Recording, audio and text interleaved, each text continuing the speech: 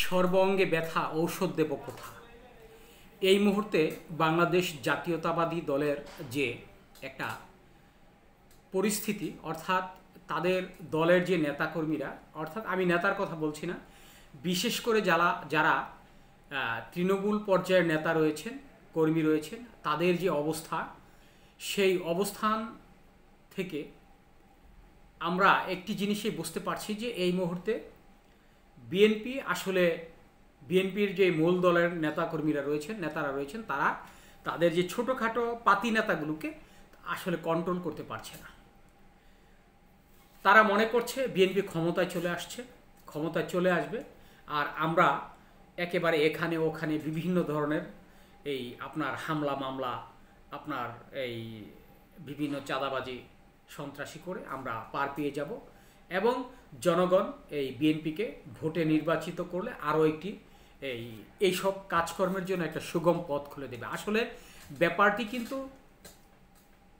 এই বর্তমানে বিএনপির যুগ্ম মহাসচিব জনাব তারেক রহমান বিষয়টাকে খুব সুন্দরভাবে তিনি খেয়াল করেছেন এবং তার যে দূরদৃষ্টি সম্পূর্ণ যে রাজনৈতিক যে একটা আপনার জ্ঞান গরিমা, সেটা তিনি তার রাজনীতি তিনি তার আলোচনায়, ভার্চুয়াল বক্তব্যে এবং দলের নেতাকর্মীদের উপর যে নির্দেশনা তিনি দিচ্ছেন এই মুহূর্তে, তাকে আমি সাধুবাদ জানাই। তার কারণ যারা এই মুহূর্তে বিভিন্ন জায়গায় চাঁদাবাজি করছে, আপনার বিভিন্ন জায়গায় হামলা করছে, বিভিন্ন জায়গায় আপনার এই অন্যান্য মানুষদেরকে মারছে, পিটাচ্ছে এবং থানায় যে নিজের যে শক্তি দেখাচ্ছে বিএনপি, এই বিষয়গুলো কিন্তু তারেক রহমান বারবার নিষেধ করা সত্ত্বেও এই কাজগুলো তারা করছে।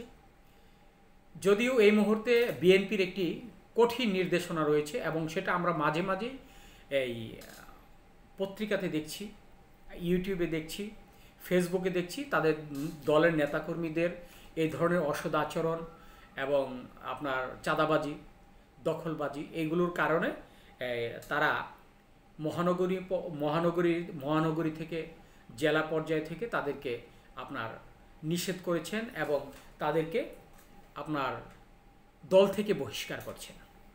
এটা কিন্তু বিএনপির জন্য অত্যন্ত একটি আপনার ইতিবাচক দিক। সেটা হচ্ছে যে যখন এইসব কাজকর্ম যারা করবে, যেসব নেতাকর্মীরা করবে, তাদেরকে যদি দল থেকে বহিষ্কার করা হয়, যদিও দল থেকে 2-4-5 জন আপনার এইসব ইতর প্রাণী চলে যাবে, তারপরেও কিন্তু এতে দলের কোনো ক্ষতি হবে না। তবে ক্ষতি যেটা হচ্ছে সেটা এই সাধারণ যারা মানুষ, যারা এই নেতাকর্মী আছেন, তাদের উপরে একটা প্রভাব পড়তে পারে।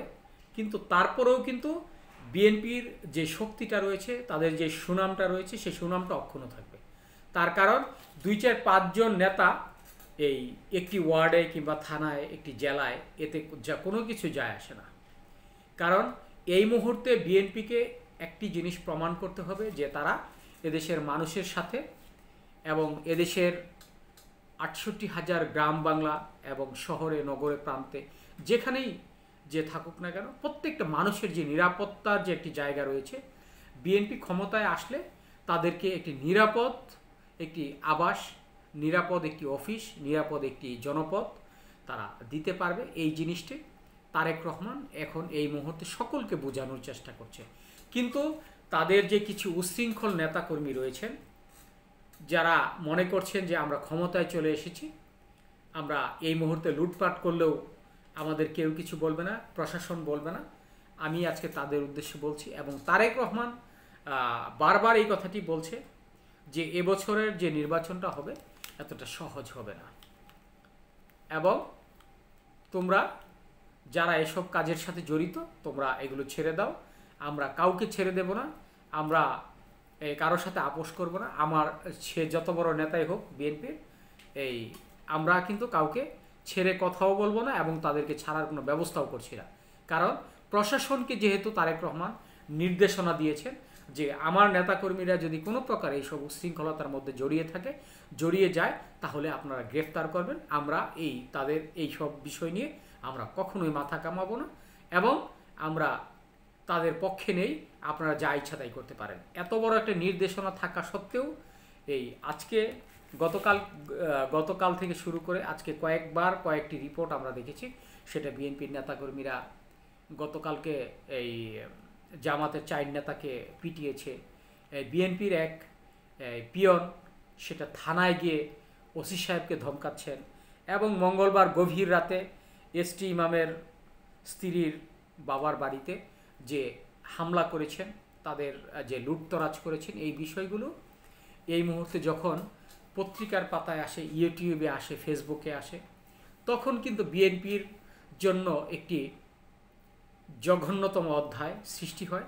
অথচ এই কাজের সাথে কিন্তু বিএনপির বড় ধরনের কোনো নেতাকর্মীরা কোনো নির্দেশনাও নেই এবং তারা এর সাথে জড়িতও নয়। এগুলো অতি উৎসাহী হয়ে, অতিরঞ্জিত হয়ে, অতিরিক্ত বাড়াবাড়ি করে এইসব নেতাকর্মীরা যখন করছেন, আমরা মনে করি যে এইসব নেতাকর্মীদেরকে সাথে সাথে বহিষ্কার করা উচিত এই বিএনপি থেকে। তাহলেই হয়তোবা দেখা যাবে যে আর কখনো কোনো নেতা এরকম উশৃঙ্খলতার সাথে সম্পৃক্ত হবে না এবং তারা এই সাহসটা পাবে না। ধন্যবাদ সবাইকে। ভালো থাকবেন, সুস্থ থাকবেন, নিরাপদ থাকবেন।